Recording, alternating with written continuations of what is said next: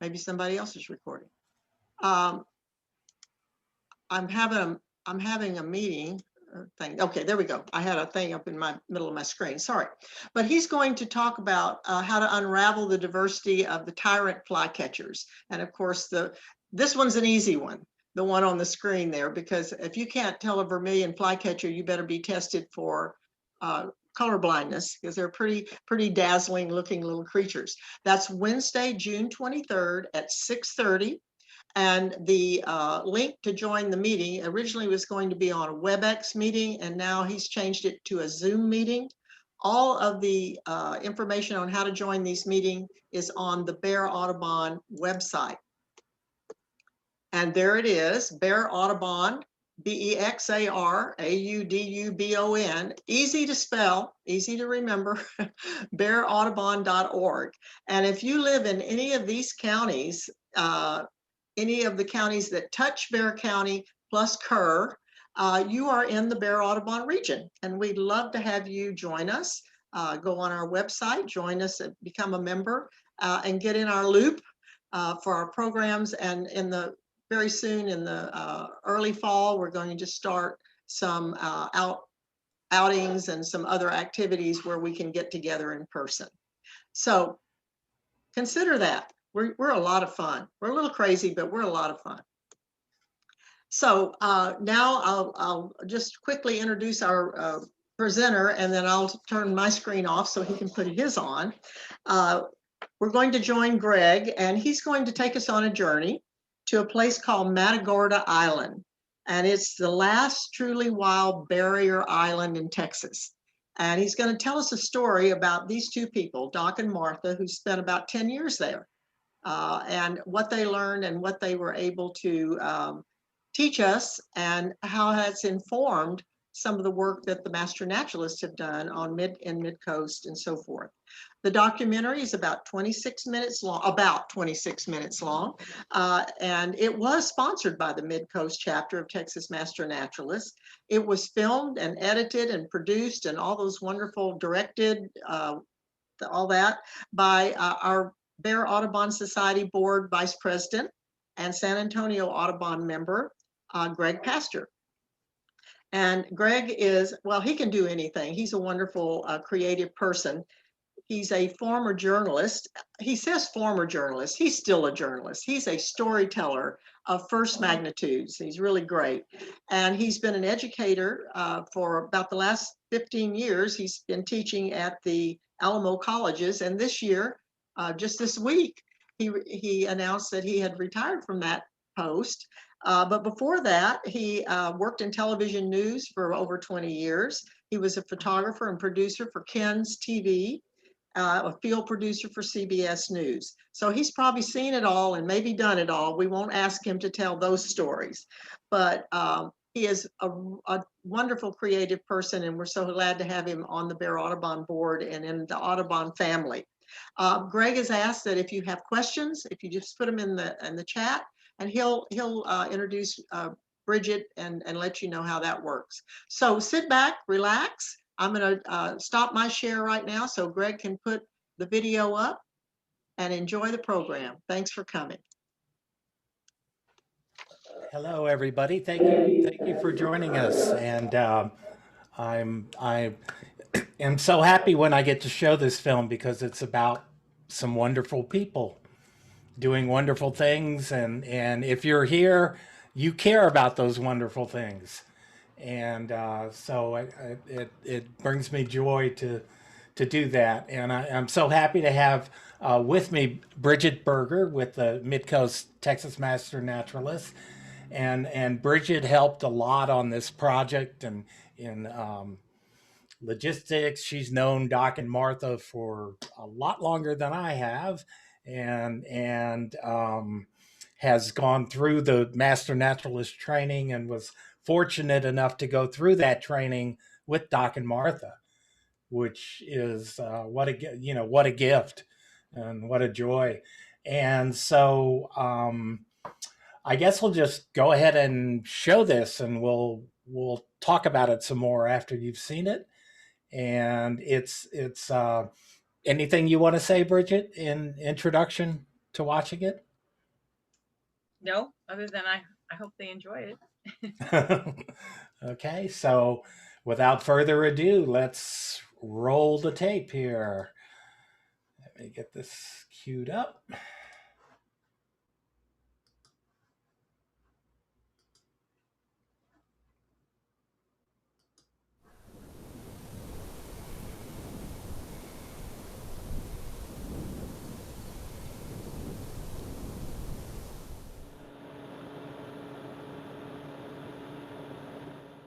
The rushing air, snatching away all speech quieter than a shout directly in an ear, makes conversation difficult. After a while it becomes too much of a distraction anyway, and you surrender to the white noise of the engine and the silence of your thoughts.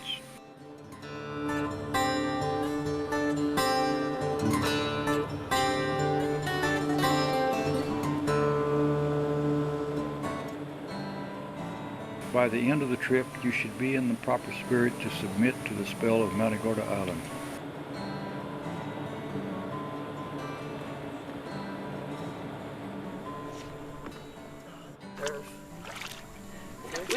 We had students out here sometimes who just wait and say, "Do you hear that? Yes, that's the freeway."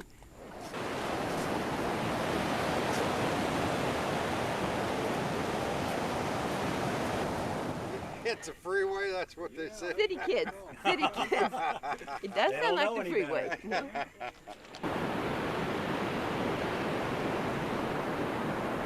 This is what we have for our landscape on the island, the clouds. Matagorda Island sits just off the middle Texas coast between Rockport and Port O'Connor, 26 miles of nature accessible only by boat. Doc and Martha lived on Matagorda for 10 years, exploring, documenting, and teaching. And there, together, they literally wrote the book, or shall we say books, on the Texas Barrier Island. I don't know why people don't use that in their gardens here. That's a beautiful little thing with a little timber. Oh, that grass? Yeah, it's not grass, but you see, don't say grass to us. Don't say grass. It's not a grass. How do you tell a sedge from a grass? Sedges have edges. Looks like pretty good sand for them. Yeah, it does. Here's what we're looking for. Let me get out of the light. That's a highly modified little crab called a mole crab. It sits right here in the surf where I'm standing. He waits for a wave to come in, and then when the wave goes back out, that's when he comes to the top, puts his little antennae out, and they form a basket, and they sieve the plankton out of the water as the water flows back.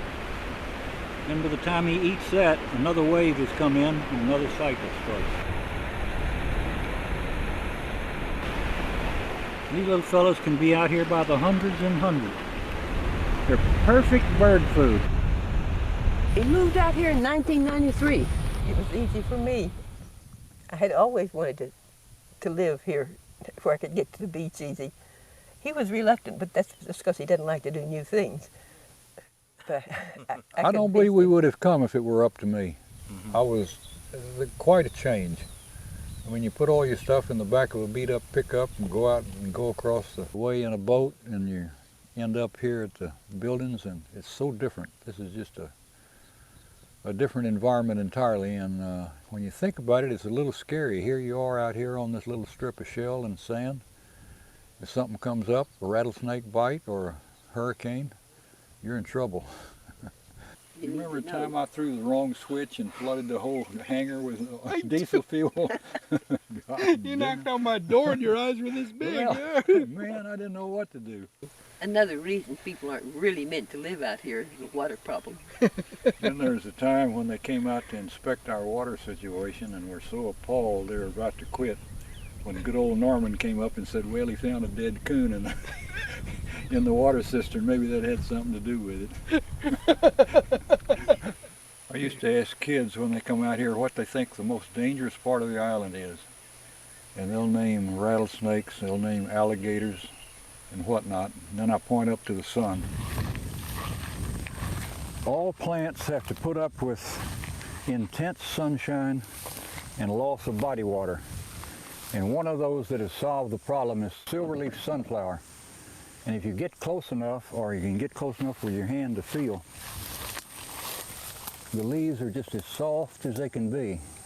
And when you try to get close to see what causes that, it's little tiny hairs all over the leaf, and they throw shadows. And the shadow then cools the leaf, and it's not out in the sun. Even though it's standing in the sun, it's not really picking up sunshine. So those tiny little white fuzzy hairs are the key to survival for the silverleaf sunflower. But it's not until you live on a barrier island that you truly learn just how fierce the weather is. You bet. And how abrupt it can change. You bet. And how hot it gets, and how Caustic the stifling. salt is. The salt will eat anything. Anything and everything. Each plant's got its own growth zone out here. And if you look right there, see that bright, shiny place on the leaves of that plant? That's salt that it's had inside its body, and it runs it through little glands and puts it on the outside to get rid of the salt and save the water. And that's all important for that plant to make a living. The air conditioner was struggling, and we opened up the back of it to see what was wrong, and it was so stuffed with mosquitoes that it couldn't even function. We had to take it off the wall and hose it out. It just Had a wheelbarrow load of mosquitoes in it. Yeah.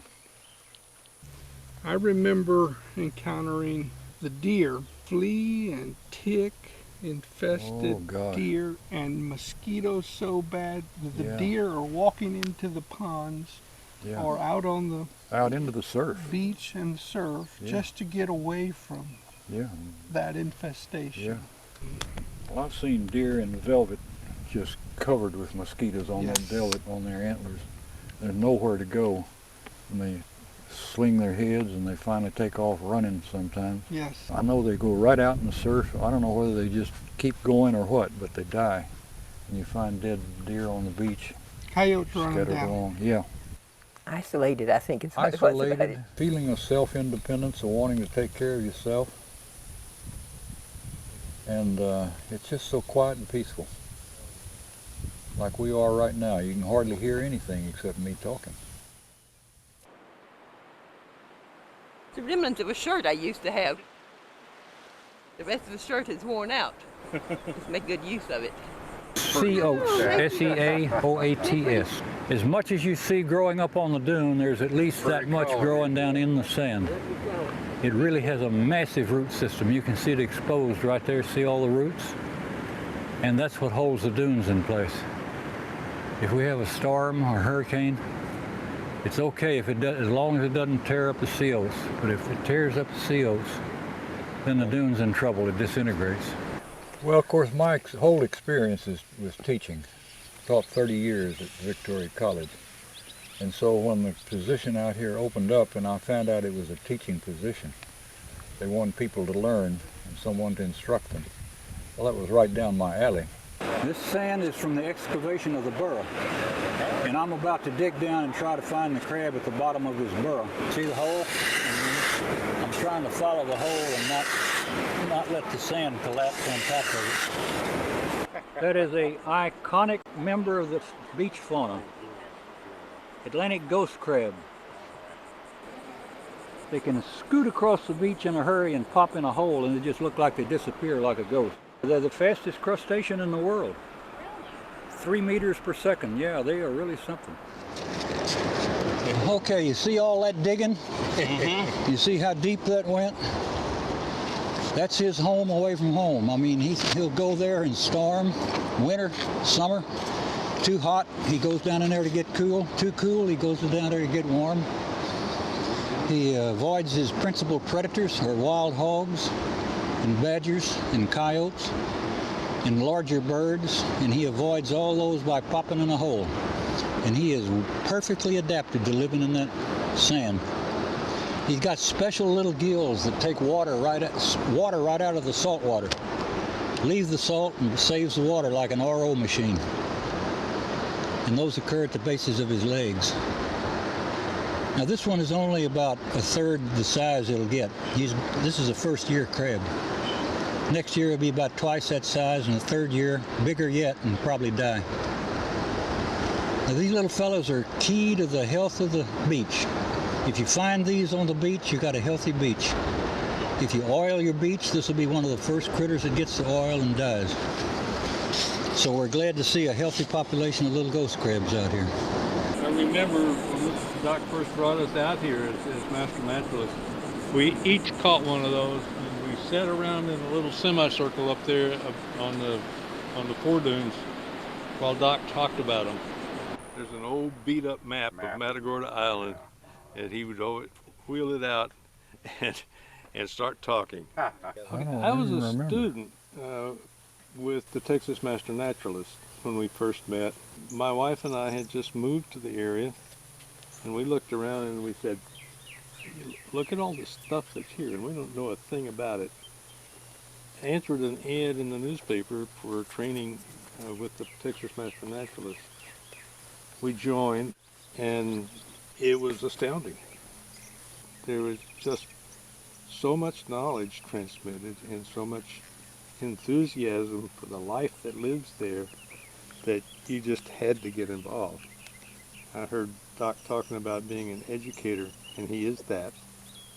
But he's also maybe the last of the true naturalists left in the world, because he knows about the entire system out here and is willing to talk about it. Stick their little siphons out so you can see how they make their living. It's all connected, you know, and that's one of the things that Doc and Martha have transmitted to us.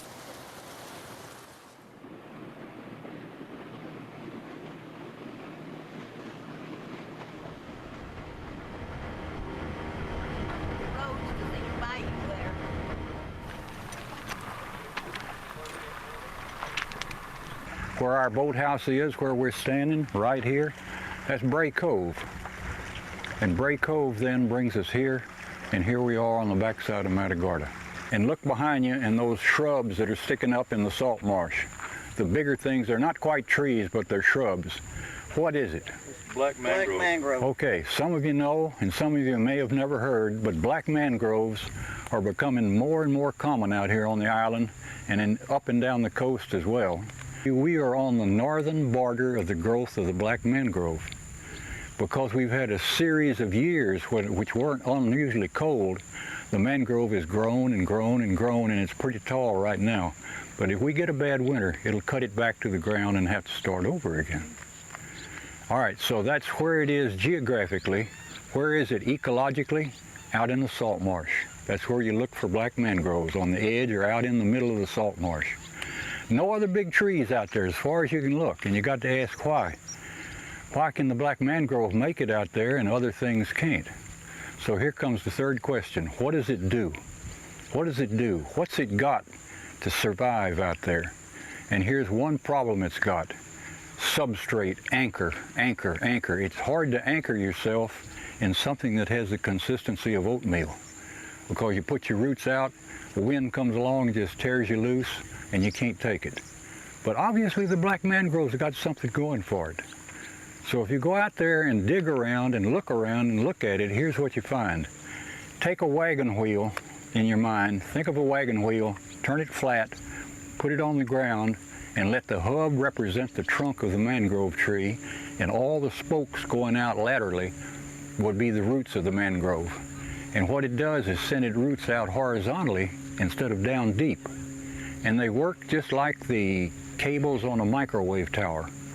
You pull out those cables tight, and no matter which direction the wind blows from, the cables will hold it upright. And that's the way the mangrove makes it out here. Its root system pulls against itself. So when you look at the mangroves then, you think about them as something that's got something going for it. And any bird, any mammal, any reptile, any plant you see, you can ask the same questions about it and begin to learn its ecology. And you don't have to go to Africa. You can do it right here on Matagorda Island.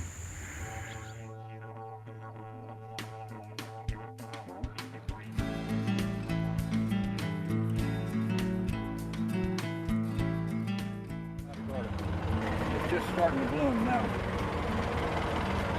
M-A-L-L-O-W, not mellow like a marshmallow, but a marshmallow. and it's one of the prettiest wildflowers on Matagorda. Feels like home? Ah, not till I get to the beach yet. This is nice. It brings back memories, good memories.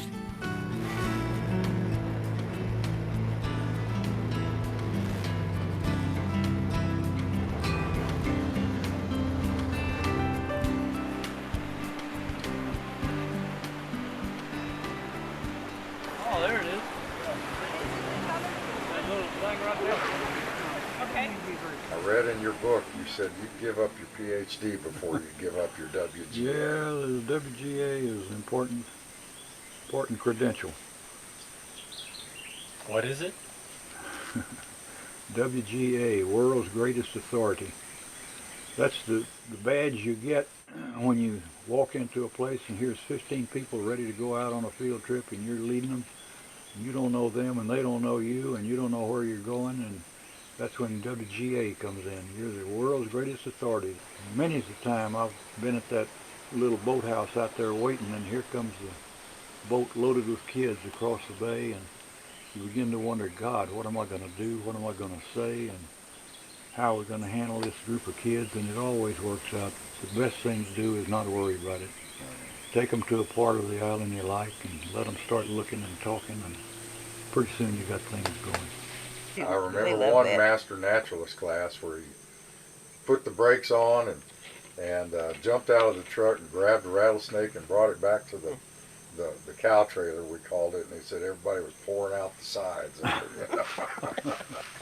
Those are good groups of people. You drive along and see a horned lizard and stop, and they all pile out like it was the last horned lizard in all the world. Shot out with their cameras and questions, and that's when WGA comes in. They're so beautiful. Isn't he pretty? This is a Texas horned lizard. He's not only the state reptile, but he's on the state threatened list, primarily because of traffic, habitat destruction, and fire ants, all giving him trouble. But here on Matagorda, they're doing well. Awaken the sense that you don't have to go to Africa or South America or anywhere. Just go right outside and start looking at what's around you.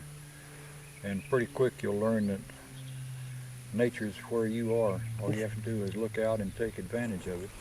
It's a matter of, awakening a comprehension of what's around you in the outdoors, and the notion that it's fragile, yet worth saving. You make those points continually while you're out with a group, and it begins to sink in. Well, y'all did pretty good. You got about half a dozen kinds of fish. Camphor. Camphor. C-A-M-P-H-O-R. Is that what they sell in the drugstore? Yeah, same stuff. I don't they don't extract it from this plant, but it has the same stuff in it. It detracts things from grazing on it.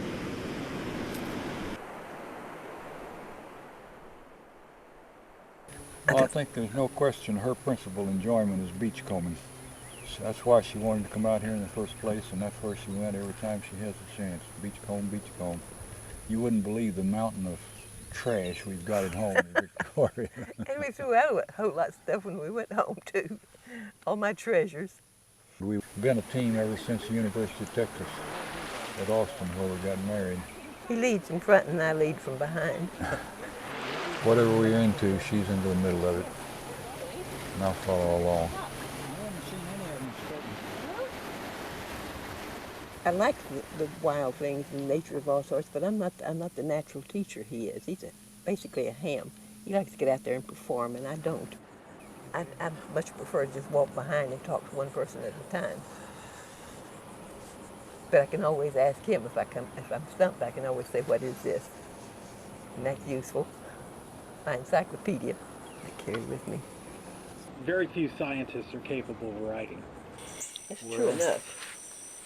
I think it comes from my years at the college, talking to students. No, you always wrote. He edited his school paper. Oh, well, that was But you were always a writer. long ago. He writes and he builds and I sand and paint. They're what? Triple tails. Baby triple tails. You can't fix with paint and sandpaper something that isn't well built in the first place. He does building. Well, and I drew the pictures for the Life of Matagorda book. I'm used to writing, write my lectures and whatnot for school, so it comes pretty easily, and it's fun. I enjoy it. Keep I feel a diary accomplished. every day. And I get done with a project, and she takes it over and edits it and polishes it and gets it the way we want it. Your books are a way of Giving back. Giving back, because we've got a lot to be thankful for, being out here and being on my place, and I just feel like we owe it to somebody out there to give back. Of all the coastal islands, or what are some things that make this stand out? Lack of a causeway would be right near the top of the reason. This place is still wild. It hadn't been ruined. It's one of the few barrier islands still in a halfway intact state. You've got the beach, you've got the dunes, you've got they call them uplands, the center of the island, and then you've got the estuarial system over on the bay side. Yeah. And that mixture is not found in many places left in the world. A moment ago, I heard the bird's wing as he went past my head. There's not many places where you can sit down and hear the world talk to you. And this is one of them. To show you how it goes, not many people know it, but right there in that building, I sat with a committee of federal and state people, and they came ever so close to deciding to make this a resort type of island. The idea was to revamp that building so it could be used as offices and tourist stops. There was a design to have a swimming pool and several little motel-like outbuildings, and all of this was to come about with funds that were going to be readily available. And in addition to that, they'd have to have a causeway from the mainland to the island so that people could use it. They wanted to really vamp this island up, and the main goal was to get more people out here. Fortunately, all of that fell through, not just for financial reasons, but for logical thought. It was in the works for a while, and people were really excited about it. It's real hard to do nothing. You know, you feel like you got to get out and chop something down or do something each day, and it's hard just to leave it alone and walk around it and leave it the way it was when you came.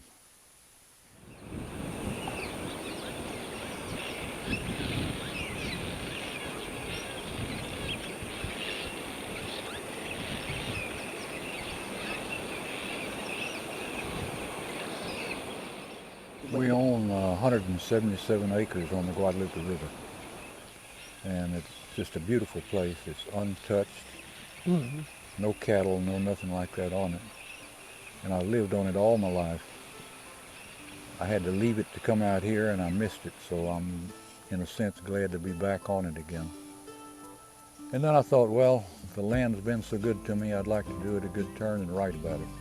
I came here to get to know this piece of land, and through it to know myself. In fine, I wanted to learn how to live and then get on with it. I have been working at that for over 3/4 of a century now, and I am tolerably pleased with the result. Pope set the notion to pleasing bucolic meter.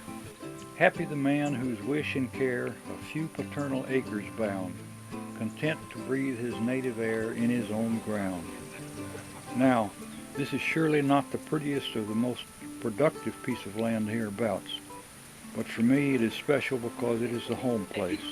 The view from this bluff is always worth taking in, and I can look clear to the horizon for the distinctive triangular oak copse that marks the site of the summer solstice, as precisely as the site at the tip of a rifle barrel.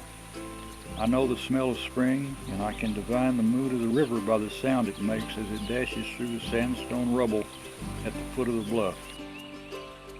Sometimes in high reverie I can even convince myself that I am an accepted and integral part of what goes on here.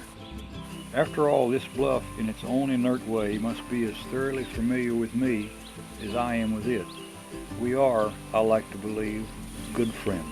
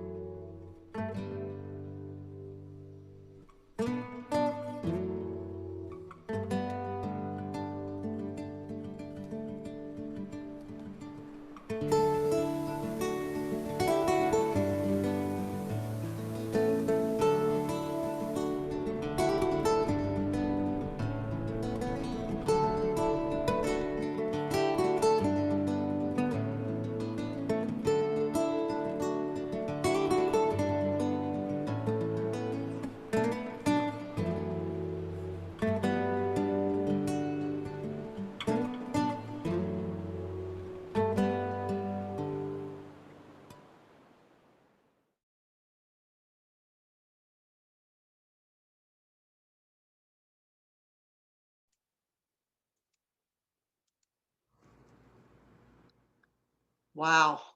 And there they are. Amazing people. Awesome. There's some things in the chat. I don't know if you were going to wanted to respond to those at this point. Right now, I'm just kind of overwhelmed. I felt like I've been in the presence of somebody. I've read both of his books that were for sale at Aransas, but to hear his voice reading it is a whole different experience. It's wonderful. Would you like to respond to some of oh, we have people from, if you'd like to know, from Fredericksburg, from Brackenridge Park area, and other people who just didn't want us to know, and it doesn't matter.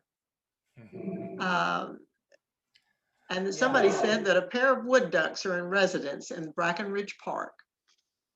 So if you want to go see those, one of the most beautiful ducks in the world, not just Texas and not just United States. Does anybody know, Bridget, you may know, how did the black mangrove do this winter? Did it get real cold down there where you were? Well, I guess I have to tell you that the black mangrove over the years has encroached north. So my husband grew up here in Port O'Connor, and he was born in 1950, and he was very much an outdoorsman. There were no black mangrove here when he grew up, but there's lots of black mangrove now. And what I've been told by the biologists and such is because there wasn't a freeze to keep it south. Now, the black mangrove, yes, it stabilizes the soil. It's good for preventing erosion. But one of the drawbacks is that we were talking about whooping cranes earlier. Whooping cranes do not like black mangrove. They want to see over that cordgrass. Mm-hmm. The mangrove can be about 5 foot tall, like me. Mm-hmm. So I guess, I don't know if this is good, bad, or indifferent, but Uri, the winter storm Uri, killed all the mangrove up here. I went out and actually there was a researcher from, I think A&M in Corpus, and they wanted people to go out and survey mangrove. You do 6 in a certain quadrangle thing and measure them and send them the data. And I didn't find any live ones. I did several surveys for them and sent in my data, and they were all dead because we had 3 days of 20-degree weather. So to let you know, yeah. Now, is that good? Is it bad? I don't know. I mean, historically, they weren't here, blah, blah, blah. So. Well, it'll be interesting to see what happens in the next 3 years. If we don't have a freeze, how many of them will come back, and what the balance, how it'll come into equilibrium at some point. The other thing that, as you saw, there were still buildings and remnants from the, previous, like the ranches that had been on the island and the military buildings, and all that stuff is gone. Harvey took that out. Hurricane Harvey took all of that out, and it's been, reduced to rubble, and most of it's got hauled off. So it's even more wild, really. Well, the Matagorda Island has a very interesting history. I mean, it goes back to Civil War days when, it's been involved in several wars and things like that. And then farmers, ranchers actually homesteaded out there. We have families here in Port O'Connor whose grandparents were born out there. And then it has a difficult history, and during the Great War, they confiscated it from the landowners, and it became after the war, it became the Nature Conservancy stepped in to purchase it, and then it was turned over to U.S. Fish and Wildlife, and that's how it became protected. We're so grateful. I feel sorry for the Hawes family and everybody else who lost their property, but where else can you find this uninhabited, pristine barrier island? Nowhere. So it's a really special place. Yeah, and I wanted somebody had mentioned in the chat what were the books that they wrote about the island. These were the two principal ones. One is about living on the island, and then one is the Naturalist Guide. And these are wonderful reads. There's so much in them, and there's a complete history, a complete history of the island between these two books. I mean, Doc would just drill down as far as he could into documents, historical records, everything he could. And so anyway, if pick up one of those books. They used to be for sale at Aransas National Wildlife Refuge. I don't know if they still are, but I'm sure you can get them on Amazon or whatever. But that Life on Matagorda Island book is kind of like reading Aldo Leopold. You take one chapter and you just immerse yourself in it. And his prose is so poetic. There's a writer now, Drew Lanham, who wrote a book called The Home Place. And it has that same lyrical quality of making you feel what the author felt as he walked through that property. And that's what this Life on Matagorda Island really makes you feel that. It's really wonderful. And somebody here said there used to be a ferry that you could take over there. Is there anyone that would run people out to the island for a day? The only people that would do that would be fishing guides. So you would have to hire a fishing guide. But the ferry burned down, I think, in the 1990s or early 2000s, and they never replaced it. So there's no public transportation out there. Which is okay. Well, sort of, yeah. So it is, so they have the state park system has a relationship. U.S. Fish and Wildlife owns the island and takes care of the island, except they have a relationship with Texas Parks and Wildlife, where there's a wildlife management area, and they take care of kind of some visitor services. They have public hunts if people are interested in hunting out there. I think it's a lottery type of thing. I don't hunt, so I don't know. I think so. And then there's in the dock area, there are some sheltered picnic tables, and people go out there and camp. Fishermen with their own boats, of course, or if you get a fishing guide from Port O'Connor here. Now that's the north end of the island. The south end of the island out of Rockport area is a different story. And I'm not as versed on that. I mean, Greg, you went out from that area, right? Yeah. Went out a couple times. And again, it's really, if you have to have a boat or know somebody with a boat. Or To hire get a out guide. there. Or hire a guide. And I'm sure there's people that would love to have you hire them. Well, Yeah, somebody in the chat said that they once hired a fishing guide to take us over to the island. My nephew and I camped there for a few days. Mhm. So that would be, and I know that Matagorda Island, they have a Christmas bird count there every year. Well, no, it's Or they part used to. actually, no. The one you're probably thinking of is the #1 bird count in the nation. Yes. And that is called Matagorda County. Ah. Mad Island. And okay. That's it. That's I've been involved in that. And actually, I want to put in a little plug for my documentary that I created about when they had their 25th anniversary of the Matagorda County Mad Island Christmas bird count.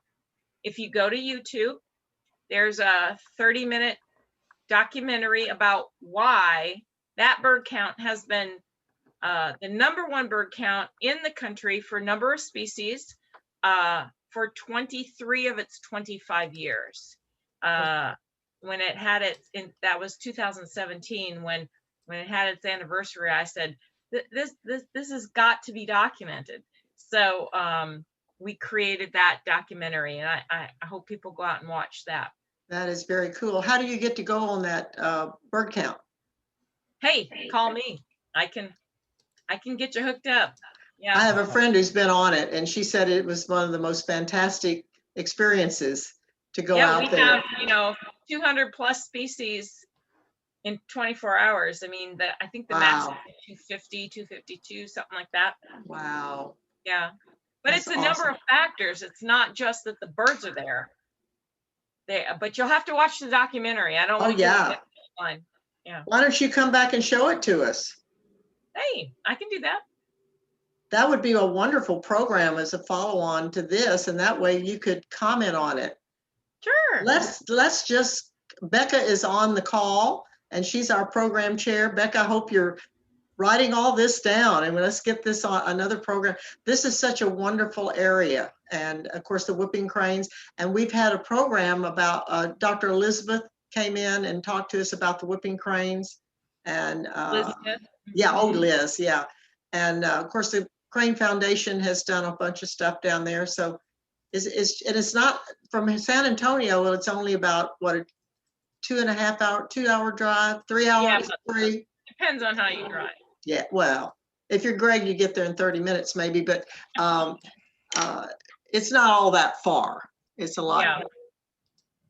And then there's somebody who said, black mangrove sounds like a proxy measure for climate change and impact on plant and animal range.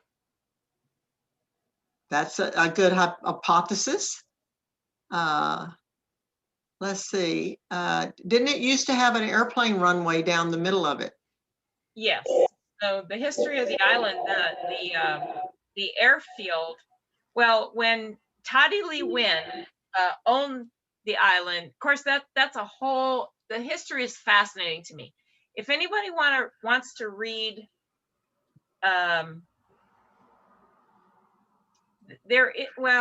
it's part of the history is in this really cool novel called, or it's not a novel.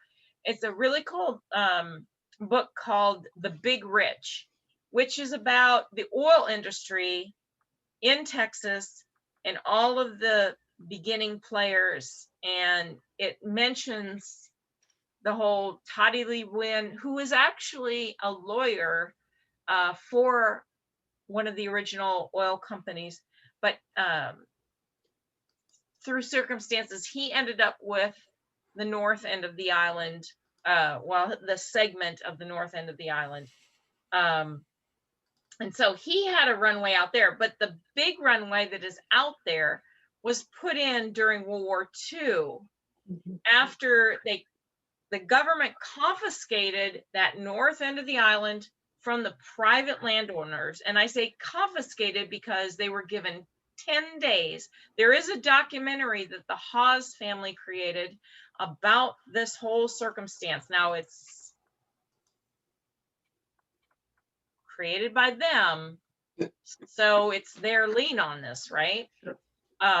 there's other liens on it, but they were given 10 days to get their cattle and their family off the island, and the government, they were given a fair wage.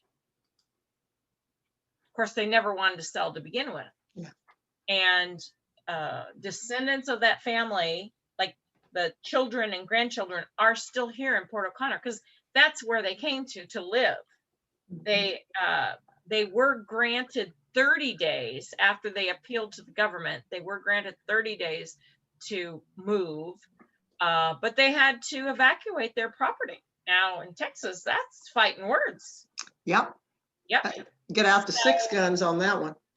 But that's what happened to these poor people, and I'm torn because I respect the property rights, but this place has been preserved forever. There's no more cattle out there. You can go out there anytime if you have a boat or hire a guide, and it's beautiful. Well, except there is a lot of plastic. Please plug it in. You brought it back. Well, Wait a minute. We thought my computer, it says my battery is low, and I thought I was plugged in. So I'm hoping I don't go away. You're fading on us, Patsy. Oh, I know. And my husband is over here going, ah. I'm going, ah. Okay, we have another thing. He's my hero. Thank you, Tom. It says somebody said I lost the audio several times. Did I miss what years that Doc and Martha were on the island? 92 to 2003. 93 to 2003. Okay, very good. Thank you. I don't remember hearing that, but I was lost in the moment there. Let's see. What was the subject of Doc's PhD? Zoology. He has a bachelor's, a master's, and a PhD in zoology. And, Victoria College in Victoria, he was the very first person to hold a PhD to become a teacher professor at that college. Cool. So here are the questions that people I knew were going to ask. Is this video that Greg just showed us on YouTube? Yes, it is. And the answer is yes. And if you look in the chat, there's a link to Mid-Coast Master Naturalist chapter. Yeah, the actual name of the YouTube channel is Texas Master Naturalist Mid-Coast chapter. And that's where you can watch the video again. And I intend to do that. And how do we find the other documentary Bridget is talking about? Is that also on your YouTube channel? My video, the one. That is under Matagorda County, Mad Island. If you just go to that, that's the name of that channel that I created. Okay, thank you. And so, but we're gonna get Bridget back too to tell us more about this. When I was, someone said here, when I was there during the ferry days, there were still cattle roaming on the island. Yeah. And there were cattle drives from Matagorda Island to the mainland. Really cool. Yeah, and currently there are families. There's such a rich history. In fact, there's a big two-volume set. A friend of mine's mother made this history of Matagorda County. Now, I have to tell you, Matagorda Island is part of Calhoun County, but there's Pascavallo, which LaSalle sailed through, and north of there, or northeast, is Matagorda Peninsula, and that's Matagorda County there. So it has a rich history. The Karankawas who were here. Mm-hmm. What's the other guy's name? The nicer guy besides LaSalle. LaSalle was mean. Cabeza de Vaca? Yes, he was the nice one. Yeah. Well, he had the head of the cow. He had to be nice, right? Right. I wanted to mention to everyone that in the chat, Greg or somebody, thank you, Greg. I think it was Greg, put the link to the documentary, Bridget's documentary, so you can watch it. I do want to say, before we dissolve and go away to our mundane lives that are not on a wild barrier island, we have two special guests with us tonight on this call. Susan Russ is from Ashland, Oregon, and Marge Lumpy from Missouri, and they were some of the founders of Bear Audubon. And we're so happy to have them come on these calls and share the programs that we're able to do now with this Zoom thing, that we can have people from all over the world speak to us. And so just wanted to say a special welcome. And a special welcome to Bridget and all the people who may be on the call from the Mid-Coast Master Naturalists. My husband, Tom, and I are Alamo area, the founding chapter, as they like to say, way back, almost BC, class 8. One of the first, and I really identified with that guy in the film who said, we came here from somewhere else and we wanted to know a sense of place, and the Master Naturalist program gave us that. And Tom and I are originally from the Gulf Coast, from around Houston and Seabrook and that area. My dad was a boat guy. And when we came to San Antonio, it was a different world. But Master Naturalist gives you that feeling of knowing your place, where you're living. And like you said, you don't have to go to Africa to see, although we're going to go to Africa in June. We're going to go to the Serengeti and learn about it. And what's really on the video, on the Zoom, we're going to go there. But it's amazing when you study the ecology, how similar some parts of East Africa are to Texas. One of the things we do, we're docents at the San Antonio Zoo, is compare the water situation and and of course the animals and plants are different, but the connections are similar. There's things, doing the same type of thing. And Greg, I hope you read everything in the chat, because the accolades are many and very complimentary and much deserved. It was a beautiful piece about a beautiful couple. I have one question for you. What was your big takeaway from working with Doc and Martha on this project? Did you have something that just stands out to you that was maybe not articulated in the documentary? I'd like to believe I got everything across, but there's so much to them. It was just, first of all, they just would share whatever they knew, whatever you wanted to talk about. And then it would all just string out with all its relationships, how this affected that and how this connected to that. And they would just lay it out scientifically and from their observations, and even, like, say, with the black mangrove, which is really a contentious plant out there. I mean, there are people that hate it and there's people don't know anything about it. They would just, he would say, look, it's got something going for it. That's why it's here. Look at that. And that kind of approach, I think, is we could use a lot more of that, probably. Yeah, no vilification. It is what it is. Yeah. And it has a place, or it wouldn't be there. Mm-hmm. So they were just so willing to share, and they had looked at everything in such minute detail. And I don't know if you caught it in there, but Doc wrote this stuff down every day of his life. He wrote down what they observed. I mean, how many people do you know that do that? I mean, very few. Very Aldo Leopolish. Yeah. And they were of the same generation. Yeah. There's something to be said about, and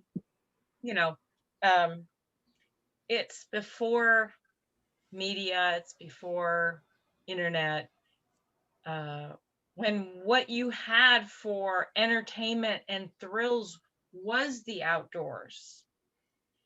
And it was a whole land of discovery. There was no distraction from internet, cell phones, TV, all of that. And so people more were out there and experienced day to day to day. And the fact that these gentlemen recorded it and for us to benefit from, that's a real gift that they left us. Yeah. And there's still people who emulate them, who they may use new technology to record it or to put it in. We took a trip and there was a woman on our trip who every day she wrote in her journal of her impressions, her reflections on what, and then she would share it with us. And it was some of the same kind of things that, you know, that seeing the connection, that everything connects. Who was it that said, if you pull on one strand of nature, you find that it connects to everything else. And so we're part of that too. I love the way he said, I like to think that the land sees me as part of it, you know, that I'm part of it. Because some of us get to feeling like we're separate. We're part of that same landscape. Yes. Well, if anyone would want to turn on their audio and say anything or ask another question, I think that the consensus is this was a moving, it stirred us. Greg, you did more than just picture these people, and your stories, Bridget, of the history added a lot to it, to the whole experience. We really appreciate it. Well, I do have to say, my husband and I took our training in 2007, and Doc and Martha taught our initial training classes from the origin of our chapter, which is 1998, all the way through 2017, so almost 20 years. And so I was privileged to learn from them directly. And I have to say that Greg has really, really captured the essence of them and the experience of being with them. And I think part of that, you know, Greg, correct me if I'm wrong, but I think you and Ron had expressed a little bit of frustration with Doc because he kept teaching, right? And he wouldn't talk about himself. He just kept teaching, but that's what he was, and that's what he did. And when you were with him, when I was with him, that's what he did. So you've captured that, and those teaching moments that you've labeled in there, perfect. That's exactly what that man did and what he gave and what he wanted to give to the world. So every time I watch this film, and I've seen it more than a dozen times now, I take away something different. And that's really a great film, when you can keep seeing new things and take away new information, new ideas, new delights. So Greg, you did do an outstanding job. Thank you. Thank you.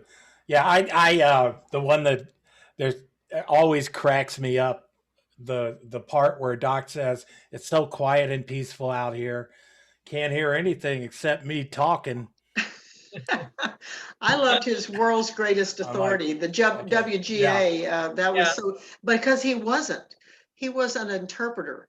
And I know we use, as part of our training as a master naturalist, all the analogies that he used, like the wagon wheel for the roots of the mangrove. He had something that brought a picture to your mind that helped you relate to it. And that is the essence of interpretation. And that's what he was.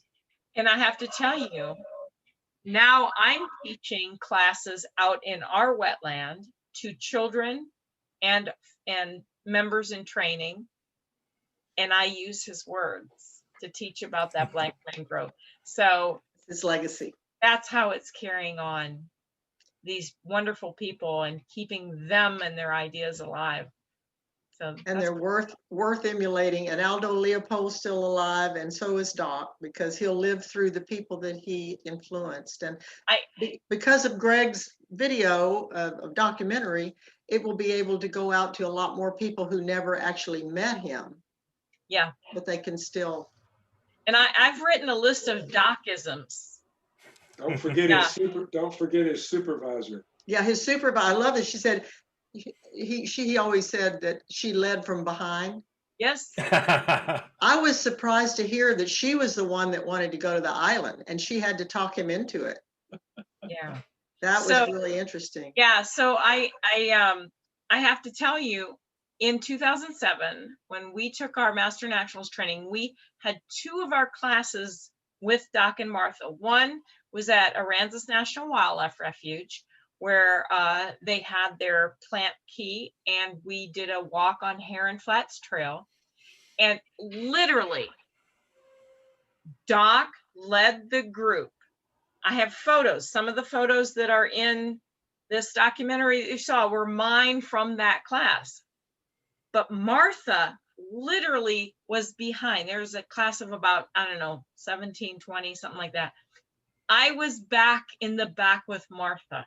She literally, and I still remember her telling me about the plants, the pimpernel and the wax myrtle and things like that. She did lead from behind. So like I said, Greg has captured that, and that is literally how it was. So he's done an outstanding job in delivering these people to us, and for all long after we're gone. And we hope he has plans to capture other wonderful magic vignettes of. Now that he's retired, he's got all kinds of time. No, he's just retreading. He's not retired. He's just retreading. Now he has no spare time. Now he has no spare time. No time. It's all under his control. Well, folks, I just don't know how to say it any more, that it touched me, and people are expressing this. Please read the chat. We have it recorded. We'll post the link to this program so that people can hear all the discussion and so forth, and reflect on it, because I think it was really, really wonderful to have this discussion afterward. And so thank you all, and we will leave you all with the thoughts of Doc and Martha, and how we can take some lessons from them and in our own work. So we'll bid you all a wonderful evening, the rest of your evening, and happy trails and beautiful birds and all those wonderful connections. So good night, and thank you so much. Bye, all. It was inspiring. Thank you. Thank you.